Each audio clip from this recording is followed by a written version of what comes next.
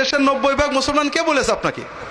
যে দেশের 90% লোক নামাজ পড়ে না, যে দেশের 95% লোক শিরকে লিপ্ত, সে দেশের এর চেয়ে ভালো কি হতে পারে? আমাকে একজন বলছে, আপনার আবেগের নাম ইসলাম না।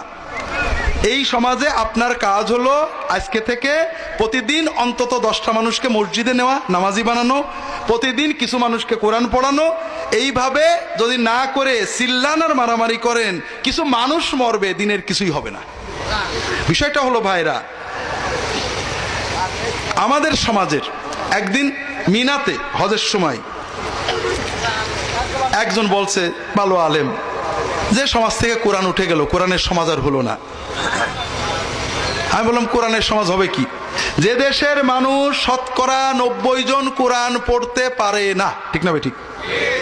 যে দেশের 99.999999999 জন কোরআনের অর্থ বোঝে না, ঠিক না ভাই? ঠিক।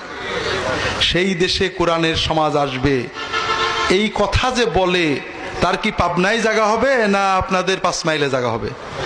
পাবনা। এখন উনি বলছেন, তাহলে তো আর কোনোদিনই হবে না।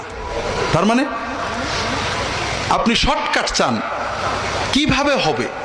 মানুষদেরকে কোরআন পড়াবেন না, কোরআন বোঝাবেন না, কোরআনের জন্য কান্না শেখাবেন না, কোরআনের জন্য তার হৃদয় তড়ফড় করবে না, কোরআনের হুকুমে ফজরের নামাজ জামাতে পড়বে না, কোরআনের হুকুমে তার স্ত্রীকে পর্দা করবে না, কোরআনের হুকুমে হালাল উপার্জন শিখবে না, কোরআনের হুকুমে দুর্নীতি বন্ধ করবে না।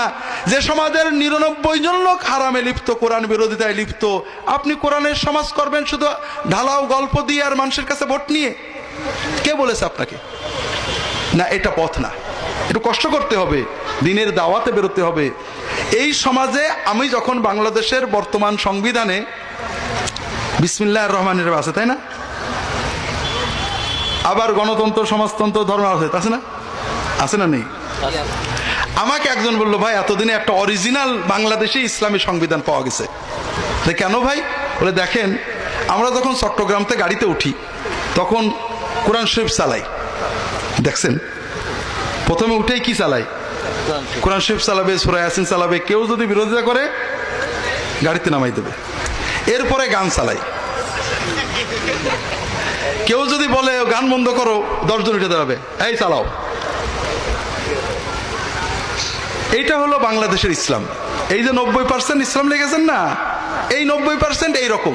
এদেশে ঠিক এইরকম সংবিধানই থাকবে যতদিন না আপনার মতের 90% বানাবেন।